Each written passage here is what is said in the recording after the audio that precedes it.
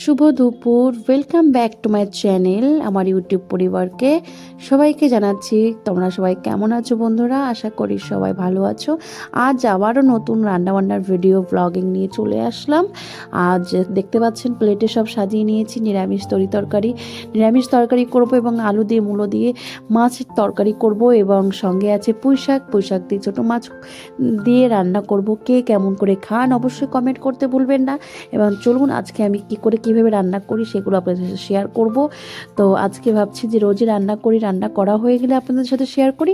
আজকে রান্না করতে করতে শেয়ার করব এবং রান্না করতে করতে আপনাদের সাথে কথাও বলবো। চলুন তো রান্না শুরু করে ফেলি, কারণ এখন বাজে প্রায় 11:30।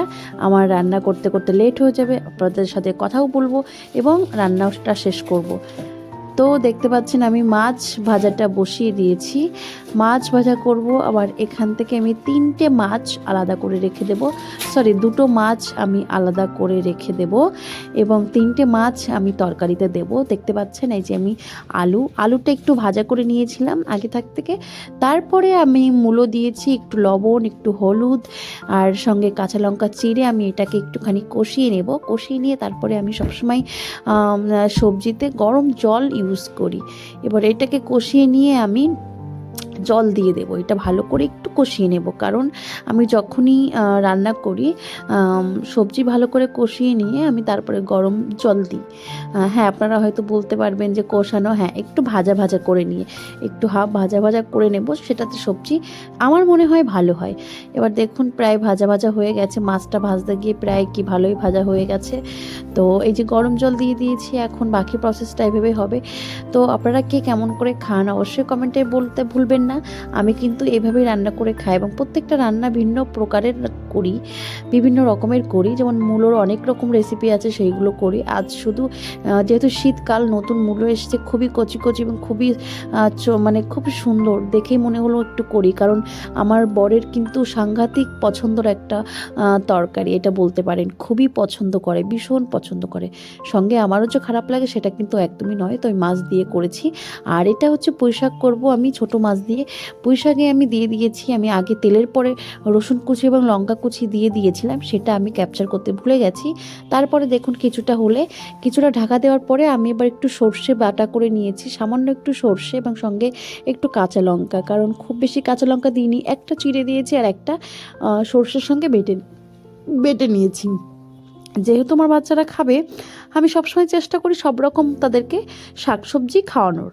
তো আমি একটু আধটু মানে কম লঙ্কা দিয়েছি।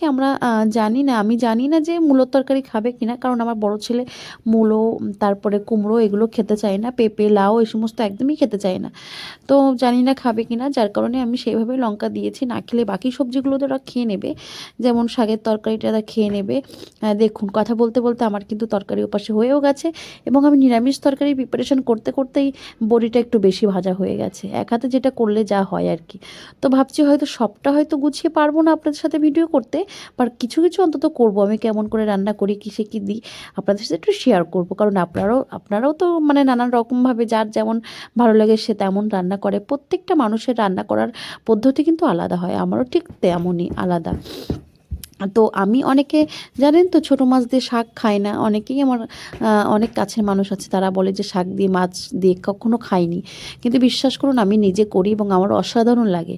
তো দেখুন পরে নিরামিষ তরকারিটা করব, তার জন্য আমি তেলে দিয়ে দিয়েছি 5 ফোড়ন, শুকনো লঙ্কা একটা এবং তেজপাতা, এবং এতে কিন্তু আমি একটু সামান্য পরিমাণে জিরে এবং আদা বাটাও দিয়ে দিয়েছি। একটু ভাজা ভাজা করে নিয়ে আমি কিন্তু এর মধ্যে আলু, মূলো, তারপরে হচ্ছে গাজর, কড়াইশুঁটি, একটু বেগুন আর শিমটা কিন্তু পরে দিতে হবে, কারণ ওই সবজিগুলো একটু ঝটপট গলে যায়। আমি একটু পরে দিয়েছিলাম, যেহেতু এক হাত দিয়ে দিচ্ছিলাম বলে বাকি কিছু একটা দুটো শিম পড়ে গেছিলো। পরে কিন্তু শিমটা আমি দিয়েছি, দিয়ে একসাথে ভালো করে কষিয়ে নেব আমি পুরো সবজিটাকে। তারপরে কিন্তু আমি শাকটা দেবো ভালো করে। এটা কিন্তু আমি একটুখানি ঢেকেও দিয়েছিলাম, একটু ঢেকে দেবো বেশ 1-2 মিনিট হবে। একটু ঢাকা দিয়ে সবজিটাকে কোনো রকম দেখবেন আস্তে আস্তে সবজি থেকে জল ছাড়তে থাকবে। তো এই যে আমি ঢাকা দিয়ে দিয়েছি, ওটাতে হতে থাকুক এবং পাশেরটা আমি গিয়ে দেখি। চলুন দেখুন আমার শাকের তরকারিটাও কিন্তু প্রায়ই অলমোস্ট হয়ে এসছে।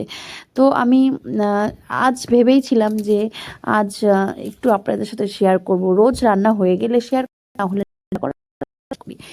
নিজে সবটা করতে হয়, যার কারণে হয়ে ওঠে না। দেখুন আমি কিন্তু ছোট মাছ যে ভাজা করে রেখেছিলাম সেইগুলো কিন্তু আমি দিয়ে দিচ্ছি, এবং আমি শাকে বলে দিই খুবই স্বল্প পরিমাণ আমি জল দিয়েছিলাম, এই কারণে যে আমার শাকের ডাঁটাগুলো আছে ওইগুলো কিন্তু গলতে একটু সময় লাগবে, যার কারণে খুব সামান্য পরিমাণে আমি আমার স্বাদ অনুযায়ী লবণ, হলুদ, লঙ্কা দিয়েছি। আপনারা চাইলে সেভাবে দিতে পারেন। এবং তেলের পরে আমি আগেও বলেছি, এখনও একবার বলে দিচ্ছি, একটু কাঁচা কুচি দিয়ে পরে শাকটা দিয়েছি, ধুয়ে পরিষ্কার করে রাখা শাকটা দিয়েছি। তারপরে কিন্তু একটু নেড়ে চেড়ে নিয়ে সর্ষে বাটা দিয়েছি, একটু সামান্য জল দিয়ে আমি কিন্তু এটাতে এরকম আস্তে লো করে দিয়ে আমি ছেড়ে দিয়েছি, যাতে শাকটা ভালো করে সেদ্ধ হয়ে যায়। যেহেতু ডাটাগুলো আমার সেদ্ধ হতে হবে, যার কারণে আমি একটু ছেড়ে দিয়েছিলাম।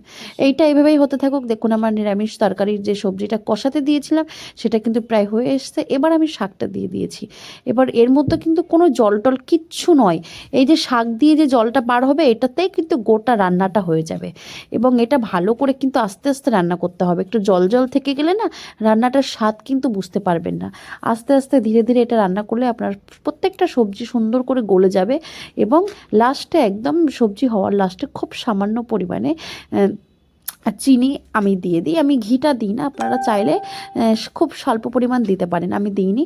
তো দেখুন আমি স্নান সারা হয়ে গেছে, পুজো টুজো দেওয়া হয়ে গেছে, আমি খাবার নিয়ে বসে পড়েছি। তো ভাবছি চলুন আপনাদের সাথে একটু শেয়ার করি, আমি খাবার নিয়ে বসে পড়েছি। তো খাচ্ছিলাম, তো যাই হোক আপনাদের সাথে বলছিলাম নিরামিষ তরকারি, মাছের তরকারি মূলো দিয়ে, এবং দেখতে পেলেন শাকের তরকারি। তো চলুন বন্ধুরা, আমার মিনি ব্লগটা আপনাদের কেমন লাগলো অবশ্যই কমেন্টে জানাবেন। আজ অবশ্য মিনি ব্লগ হয়নি, একটু লং ভিডিও হয়ে গেছে। তো আমি সেটাই বলছিলাম যে আমি কিন্তু আমার মতন করে করলাম, এবং খেতে কিন্তু দুর্দান্ত হয়েছে, অসাধারণ হয়েছে। আপনারা যদি ভালো লাগে আপনারা অবশ্যই ট্রাই করবেন, আশা করি আপনাদেরও খুব ভালো লাগবে। তো আমার ভিডিওটা যদি আপনাদের ভালো লেগে থাকে প্লিজ লাইক করতে ভুলবেন না, শেয়ার করতেও ভুলবেন না, এবং কমেন্ট তো অবশ্যই করবেন, এবং সাবস্ক্রাইবও করে দেবেন। আপনাদের ভালোবাসার সাপোর্ট ছাড়া কোনো কিছু নয়। আমি নতুন ইউটিউব পরিবারে আমি চেষ্টা করছি যে কিছু করার, আপনাদের ভালোবাসা এবং আশীর্বাদ সাপোর্ট ছাড়া কোনো কিছু অসম্ভব না। প্লিজ ছোট বোনটির পাশে থাকবেন, ভালোবাসা দেবেন। আর আশা করি আমার ভিডিও আপনাদের অবশ্যই ভালো লাগবে, এই প্রার্থনাই করছি। আপনারা সকলেই সুস্থ থাকবেন, ভালো থাকবেন, এবং সবাইকেই ভালো রাখবেন। সুস্থ সবলভাবে সবাইকেই থাকতে হবে, এবং সাবধানে তো অবশ্যই থাকতে হবে। চলুন নেক্সট ব্লগ ভিডিও নিয়ে আবারও চলে আসব। তো আবারও বলছি বন্ধুরা, আমার ভিডিও যদি আপনাদের ভালো লেগে থাকে অবশ্যই অবশ্যই কমেন্ট করতে তো অবশ্যই ভুলবেন না, লাইক তো অবশ্যই করবেন, এবং সাবস্ক্রাইব করতে, শেয়ার করতে ভুলবেন না। আপনাদের সাপোর্টের খুব প্রয়োজন, যেহেতু আমি